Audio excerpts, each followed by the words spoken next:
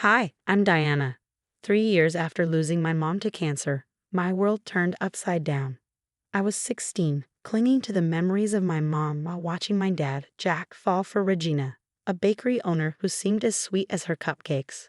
She'll be good for us, Diana. We need to move forward, Dad said, announcing their engagement.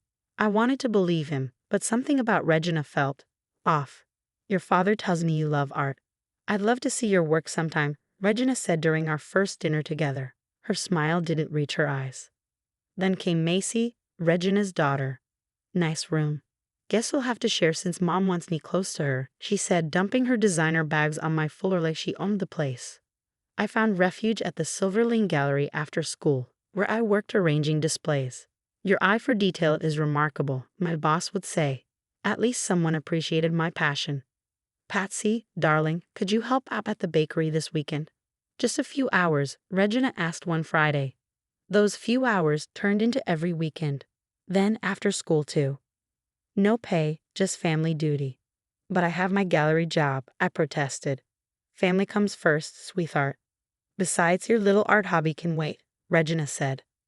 Mrs. Chen, our elderly neighbor, always seemed to be watering her plants when drama unfolded. Young girl, I see everything from my window, she said one afternoon. Your stepmother reminds me of someone I once knew. Be careful. Even my best friend Lisa noticed the changes. She's all sweet when your dad's around. But I see how she looks at you when he turns away, Lisa whispered over lunch. She made me quit my gallery job, I confided. Says I need to focus on learning the bakery business. She's trying to control everything about you, Lisa said, her eyes narrowing. My art teacher, Miss Thompson, became my sanctuary. Your latest piece shows such raw emotion, Diana. Are you okay? She asked. I'm fine, I lied, while Regina's Instagram portrayed a perfect blended family. #blessed, #family first, #stepmom life. Look how many likes our family photo got. Regina beamed at dinner. Patsy, next time wear something more presentable and smile more. Dad was barely home, always traveling for work. Regina's doing her best, he'd say during our brief phone calls. Give her a chance. But how could I, when she was erasing everything that made me me, my art, my job, my space? Everything had to fit her perfect family narrative. Remember, Macy whispered one night, her voice like a dagger, Mom always gets what she wants. Always. The way she said it sent chills down my spine. Little did I know, the nightmare was only beginning. With Dad taking more business trips, Regina stopped pretending. Her true colors blowed through. Look at Macy's perfect grades. Why can't you be more like her? She'd snap during dinner, while Macy smirked behind her phone. My art portfolio for college was due, but Regina ensured I had no time to work on it.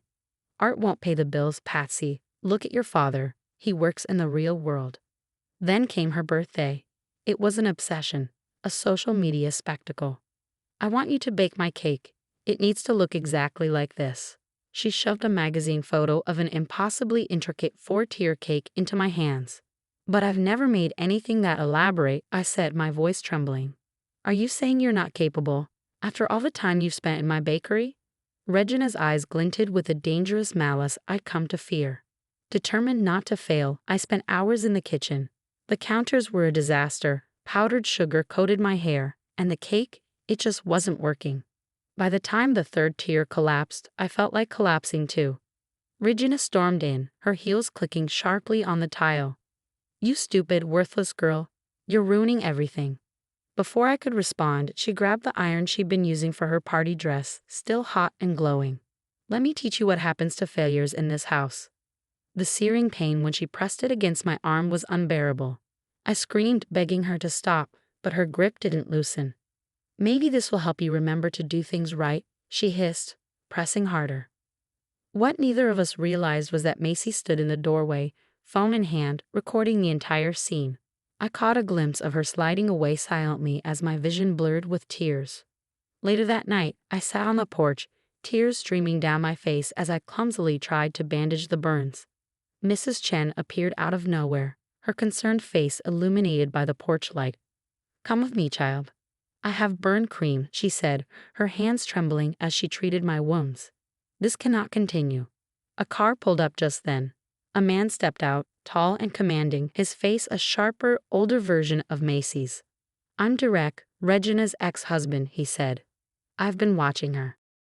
I know what she's capable of." "Why are you here?" I asked, my voice barely audible. "Macy called me. She's scared too, Patsy. Regina has a history of this. That's why I fought for custody years ago, but she's good at hiding the evidence." That night, with my arm throbbing under makeshift bandages, I poured my emotions into a new art piece. The portrait was haunting, a smiling woman with flames for hands. When Miss Thompson saw it the next day, she gasped, "Diana, this is powerful. Are you trying to tell me something?" I tugged my sleeves down tighter. "It's just art," I lied. But we both knew it was more than that. My bruises might have been hidden, but my art screamed the truth I couldn't say out loud. "Document everything," Derek had said before leaving. "Your time for justice will come."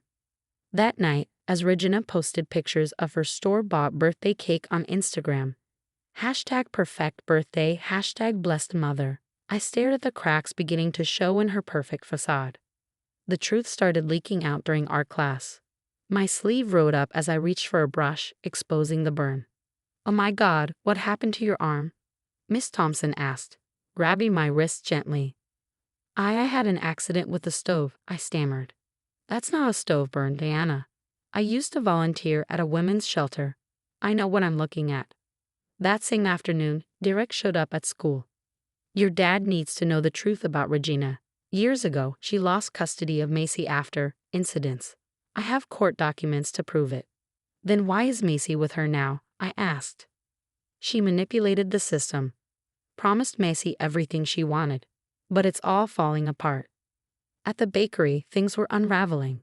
Regina was more focused on controlling me than managing her business. "You can't fire me just because your stepdaughter messed up an order," Sarah, a longtime employee, yelled. "I can do whatever I want. Get out. Every one of you is replaceable." Regina screamed as Sarah and 2 others walked out. Meanwhile, Macy started leaving her phone around, quietly recording her mother's tirades. "Mom, maybe you should calm down," she'd suggest sweetly, handling the camera just right. "Don't tell me how to run my house." Regina would snap, oblivious to being documented. I tried to tell Dad during his rare calls. "Dad, Regina's not who you think." She burned me. "Stop making up stories, Diana," he interrupted. "Regina says you're acting out because you miss your mom. You need to stop seeking attention." Mrs. Chen arrived at our door one evening, holding a thick notebook. "I write everything I see, the screaming, the injuries, the employees leaving. Your father needs this when he's ready to see the truth." Regina's perfect social media world was crumbling. Her latest post about family dinner was bombarded with comments. Ask her about her bakery's turnover rate. Wonder if she burns her employees like she burns her stepdaughter. Regina went ballistic, deleting comments as fast as they appeared. "They're all lying. They're jealous of our perfect life." Macy cornered me in our room that night, her face pale but determined. "I have videos, Diana. Lots of them," she confessed, voice trembling. "Mom, she did the same things to me when I was younger. That's why Dad left." "Why didn't you tell me?" I asked, feeling both betrayed and heartbroken. "Because I thought if I played along, stayed her perfect daughter, she wouldn't hurt me again. I was wrong. She just found a new target." The next weeks were chaos. The bakery's reviews plummeted. Worst management ever. Owner too busy terrorizing her family to run a business. Regina's rage grew with every bad review. "This is your fault," she screamed, her face twisted with fury. "You've turned everyone against me." But for the first time, I wasn't scared. Unlike before, I wasn't alone. Mrs. Chen was watching. Miss Thompson was watching. Derek was investigating. And Macy was recording everything. "Your perfect family is falling apart," I said, my voice steady. "And you did this to yourself."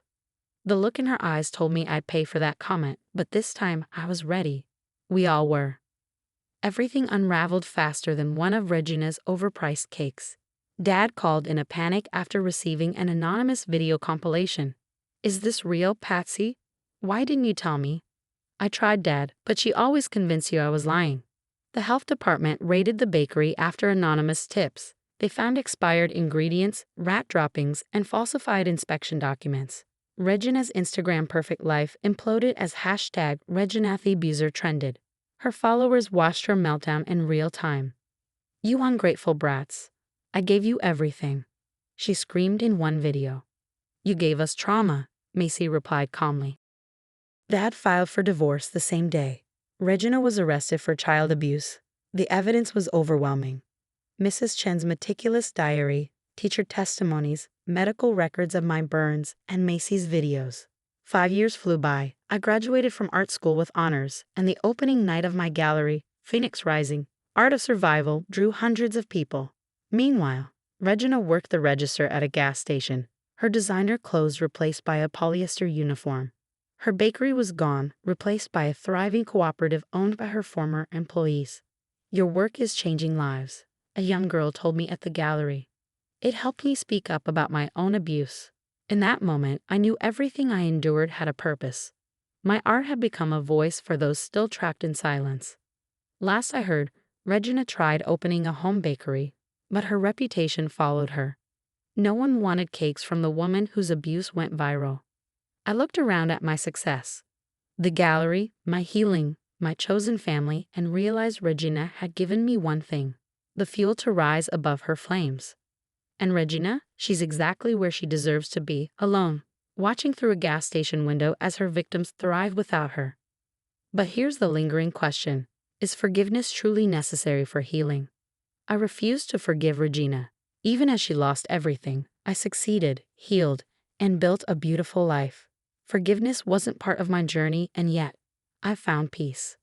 What's your take? Should survivors feel pressured to forgive their abusers to complete their healing? Or is it enough to simply let go and move forward?